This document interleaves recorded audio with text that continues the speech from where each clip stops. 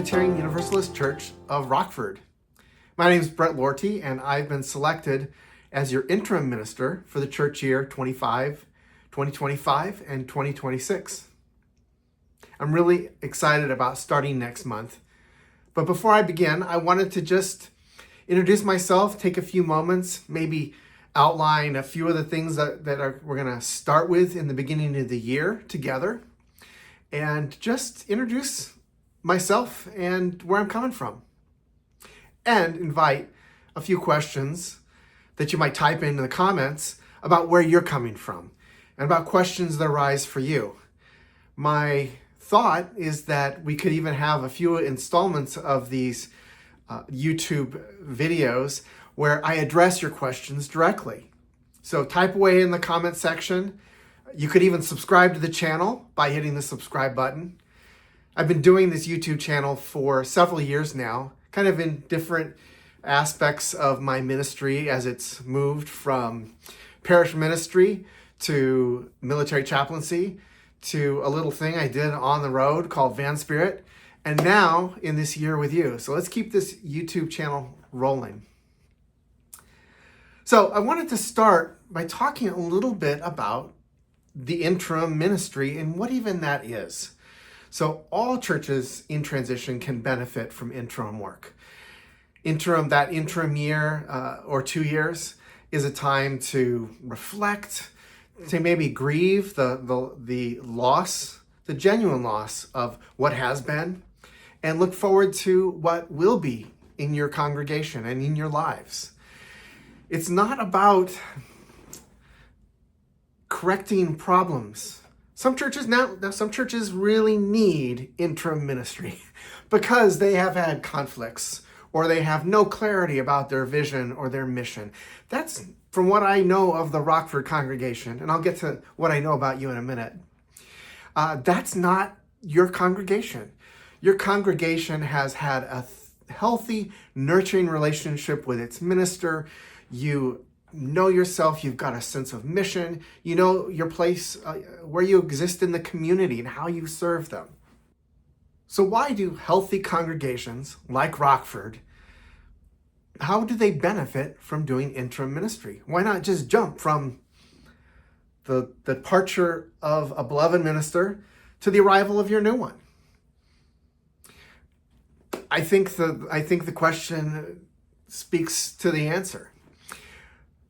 You've had this wonderful relationship with all the complexities of relationship. And now is this opportunity to take stock of what that meant, to do some meaning making and storytelling, and look forward to what that next chapter.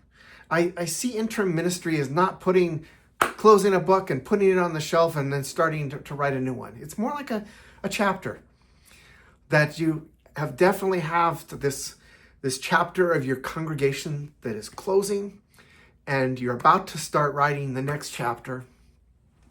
And interim ministry is all about figuring out what that next chapter is gonna be.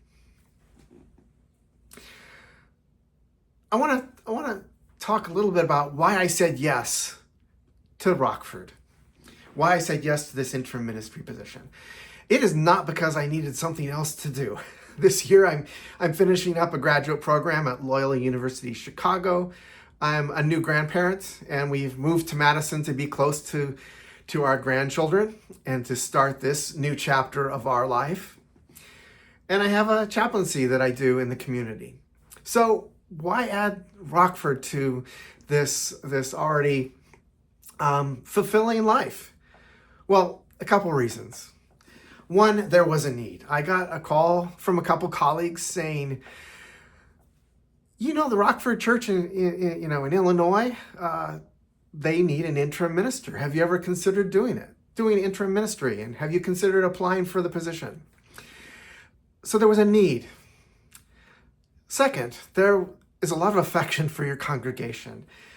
Back in seminary, you invited me to preach at your congregation. I had some wonderful mentoring moments with another previous minister of yours. And I'll never forget the warm welcome I got when I was just a brand new, not even ordained yet preacher at Rockford. And Rockford was the first congregation where I did a youth con as a youth advisor. I was at Unity Temple, just a member. And I remember coming out to Rockford with my son and the YRUU group, Young Religious Unitarian Universalist group that my wife and I led.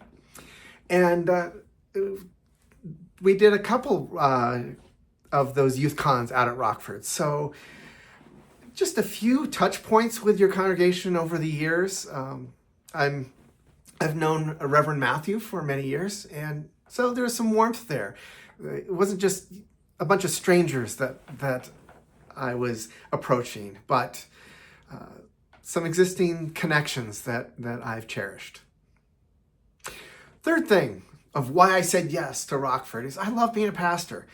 I was a minister for a couple Unitarian Universalist churches. I went back into the military as a chaplain for several years, and I missed congregational ministry. I missed the rhythm of the week and the preaching routines and the music and the people and the kids running around. And I'll say this, I missed the chaos of church. And I'm glad to be able to spend this next year or two with you in beloved community, especially at this exciting time in your history. So, as you know, or maybe this is your first learning it, I'm serving you half-time. So what does half-time mean? It doesn't mean I'm going to be driving down to Rockford every day and working for 4 hours. What it does mean is, and I'm using a model that's worked in other congregations in a similar situation, where you have an out-of-town minister and a congregation that is at a distance. Thankfully, not too far. But what I'm going to do is probably this is the tentative plan to be changed upon, when needed. But make 3 trips down to the Rockford area in each month. 2 of those will be preaching Sundays. I'll come Sunday and probably stay till midweek, maybe on a Wednesday.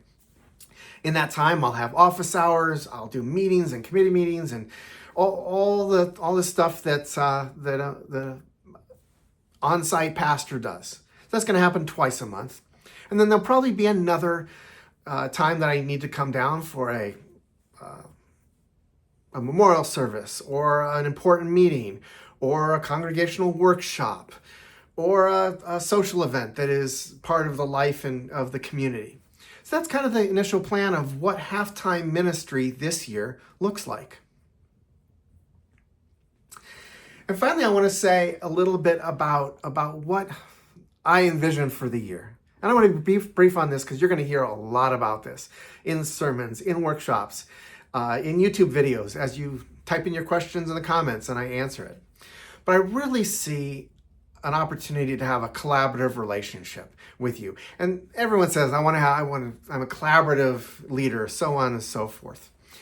But especially for a congregation that has existing strong staff in place, has a robust committee structure in place that knows its governance and has done really great work, I can come in and really do the work of listening to you, what not just what you need, but what do you want from me?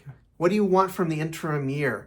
I'm really looking forward to working with Reverend Joyce. It was just, I don't think I would have taken the job if it hadn't been for the knowledge that you have a strong second minister in place already that you love and have a relationship with. While I'm stepping in and out of Rockford, Reverend Joyce is there on the ground with you as she has been for a long time. And so while a lot is going to be changing in your life, a lot isn't. And what a joy it is for me to be able to join you in that collaboration, to see where this next couple of years, this next year goes, maybe 2, we'll see. And to just, I see this as an adventure. And that's part of my personality that you'll come to know. But the creativity that I hope that we find together, the new things that we will explore, the cherished old traditions that you have that you are going to keep because they're so important to you. We're going to explore all this together. You can learn a little bit more about me on my website at lortie.net, LORTIE.net.